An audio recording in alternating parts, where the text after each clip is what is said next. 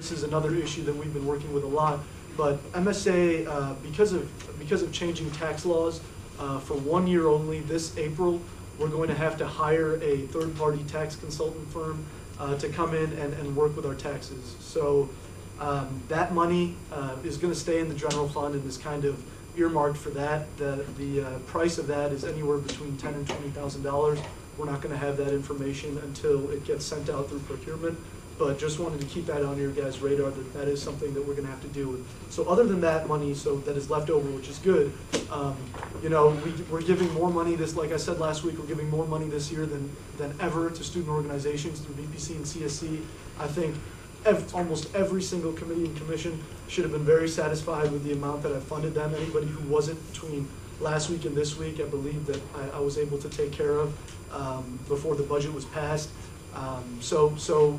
And I think this goes back to one of the points Jim made last week, that if we're going to be responsible monetarily and fiscally, it's our duty to spend the money that we're given for each semester wisely, but also spend it, make sure that it doesn't just become part of this huge rollover, because we're doing a disservice to every student that pays $7.19.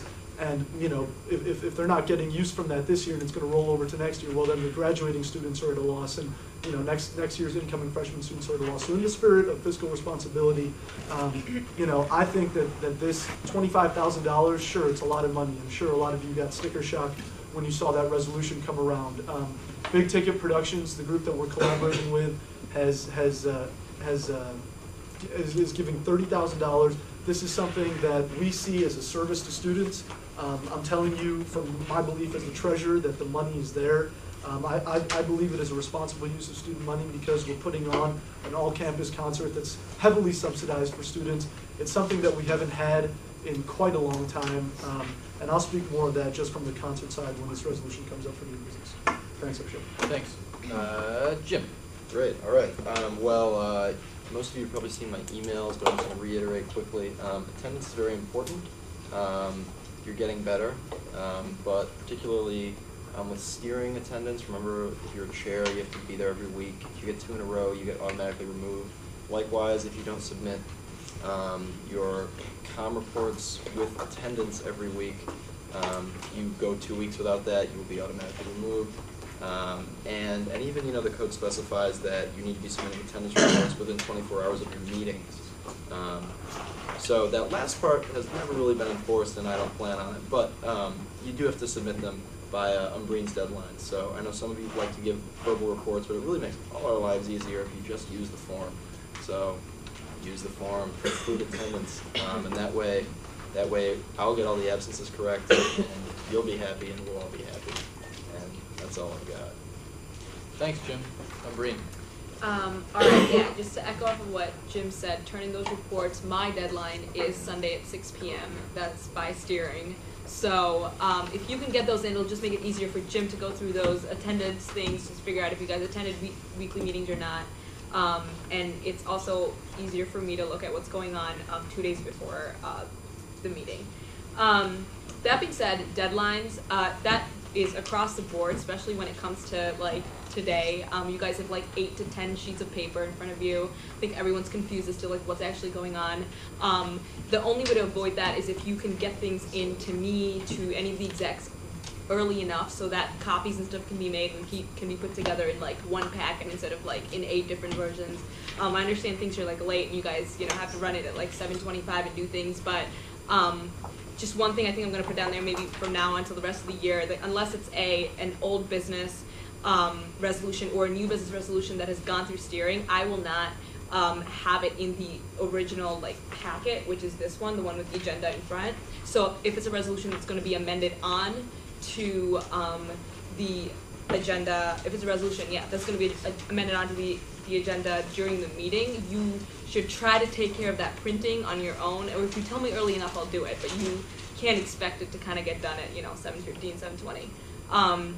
And I think try to adhere to the same deadline, Sunday at 6, to get those in to me.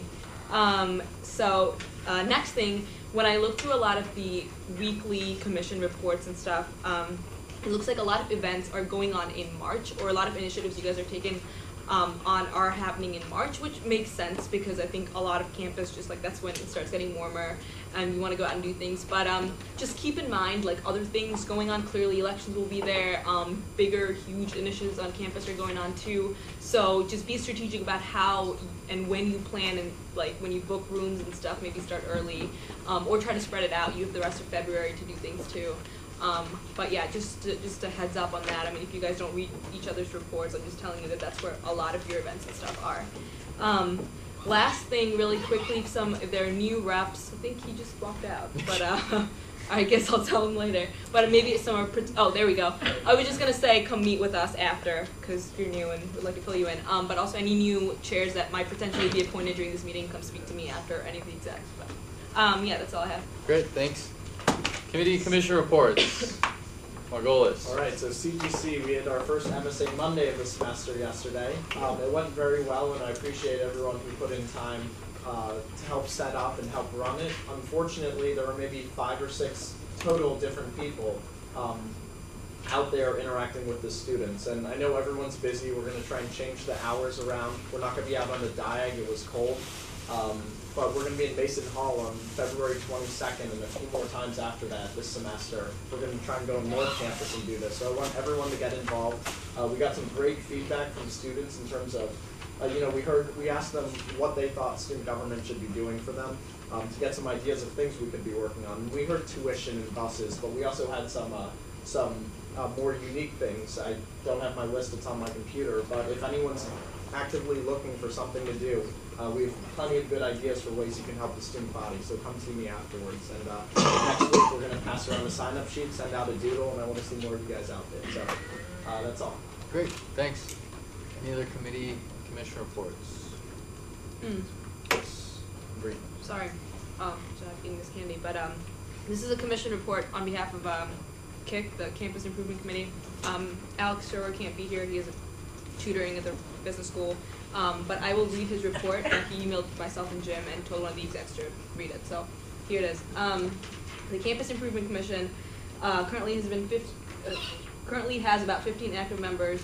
Representatives who regularly attend include Matthew Peven, DeAndre Watson, and the remaining members are students at large. Initiatives of the Campus Improvement Commission this semester include the Durack and Cake Love Shack, happening this Thursday. I'd like to see as many assembly members there as possible. We will be passing out flowers, cookies. You can decorate yourself, Valentine's Day cards, etc., hot chocolate. We're also holding 3 WTF days in Mason Hall. We hope that those events can work in conjunction with MSA representative office hours. The dates are set for February 23rd, March 18th, and April 6th. We're looking into holding a Spring Fest event, which should also serve as a bookend to Festival. We are gauging interest from student organizations, which would showcase their accomplishments on Palmer Field towards the end of the year. The event would also bring student organizations serving similar purposes together. Excelling with Statistics will be held on March 15th or 16th this semester in collaboration with the Statistics Department. It will be taught by a member of the American Statistical Association as well as 2 Statistics Department graduate students. In the coming weeks, we'll be actively soliciting help from the Higher Education Rally in Lansing on March 25th. As chair of the commission, I have been working on gender-neutral housing. This Thursday, I, along with others involved in the group, will present to RHA to convince them to pass a resolution to support the creation of a working group which will have the authority to decide the specifics of gender-neutral housing. Please email Alex if you'd like to be involved with the commission. Thanks. Any other committee and commission reports? Whole team. Yeah, so Peace and Justice this last weekend co-sponsored the Human Rights for Education conference, and it went really well. We had Emmanuel Jal, a child soldier from Sudan, come out and do like a talk and perform at the end, and it was really good. It was a full house. We had like hundreds and hundreds of people there, so it was great. And other than that, if you want to order T-shirts, talk to me. Fairtees.org, go there. And that's it. Good to have you back, John. Any other committee and commission reports?